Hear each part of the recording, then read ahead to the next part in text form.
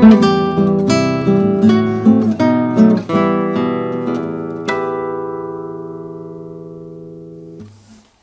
I'm James Caldwell, the Pearland guitarist.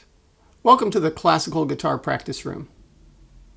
I just played through Fernando Sohr's Opus 35, No. 18.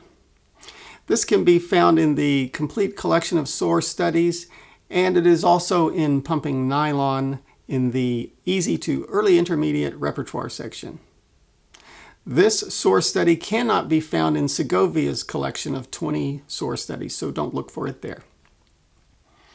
The way I just played it included a little bit of embellishment, which I observed from George Sakellariou. There is a video on the GSI channel where he's playing 3 Sohr studies. This is the first one. And he does a few things to it that add an extra dimension to the music. He doesn't really change the music in any way. He takes a few notes and shifts them up to a higher position, and then there is a 4-measure passage that he plays with harmonics, and it's not written that way. So let's take a look at this piece. The music is in 2/4 time, and each measure generally has 2 chords, and they are structured in such a way that you will pluck the first half of the beat with the thumb and the A finger and come back with IM for the other half of the chord. Measure 1, for instance, is just an E minor, and all you have to have is 1 finger down here on the 4th string. We'll pluck the 4th string with the thumb and the 1st string with the A finger, and come back with IM on the 2nd and 3rd strings for the G and B. The 2nd chord in the 1st measure has a D sharp and an F sharp here. Again, thumb and A, and come back with IM. We got to put our 3rd finger down for the A note on the 3rd string. So the first measure. The first 8 measures is pretty much just like that for the most part. Skipping ahead here, in measure 7, we have a B on the bass and an open E string. A couple of open strings there. That's the first chord. Thumb and A, thumb on the 5th string, A on the 1st string. Come back with IM for the G and the B. Then we're going to bar the 2nd fret here. We get a D sharp here on the 2nd string. I come back with the A finger again on the 2nd string there. And I and M on the 4th and 3rd strings there. So measure 7. Now, going into measure 8, it looks like you could just play this F sharp here on the 1st string, and then the D sharp and A right there, and then end with this chord.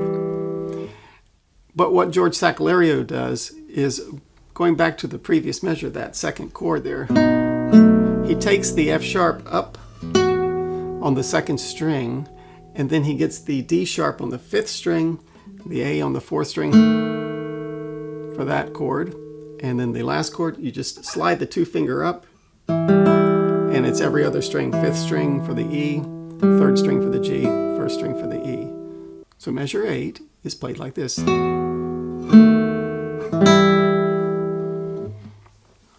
Let's jump down to measure 13. It's the fingering for the right hand's a little different here. You will start the chord just like we did before. Measure 13, we have a G in the bass and an open E. But now the secondary notes in these chords are a wider interval, and there is a string in between the 2 notes. So I play these pairs of chords with the thumb and A for the first half of the beat, and I come back with IA for the 2nd half of the beat.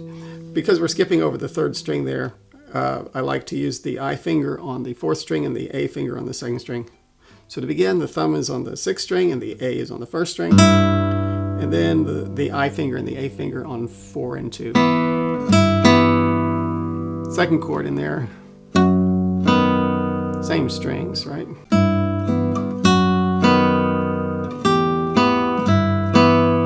So measures 14, 15, and 16 all require that fingering with the right hand, where IA will come back on the secondary notes of each chord. Moving along in measures 22 going into 23.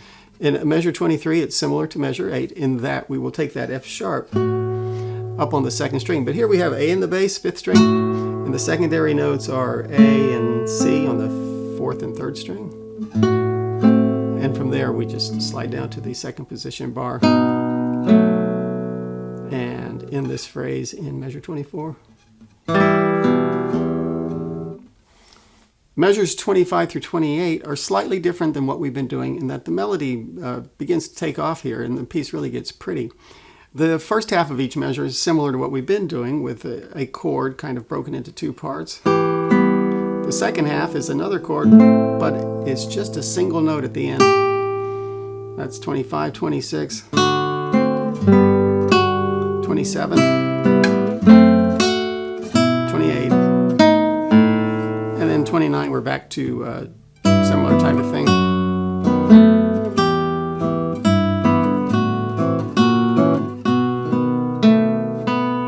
I'm up to 33 now, 33 through 36.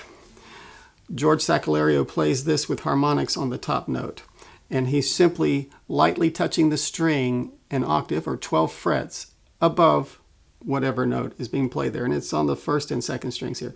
So beginning in 33, we have an E on the 4th string and an E on the 1st string, and he will touch the 12th fret of the 1st string to draw out that harmonic. Now with the right hand you're going to pluck that with the A finger, just like we've been doing, thumb and A, but you have to extend the index finger out to touch the string directly above the 12th fret to draw out that harmonic.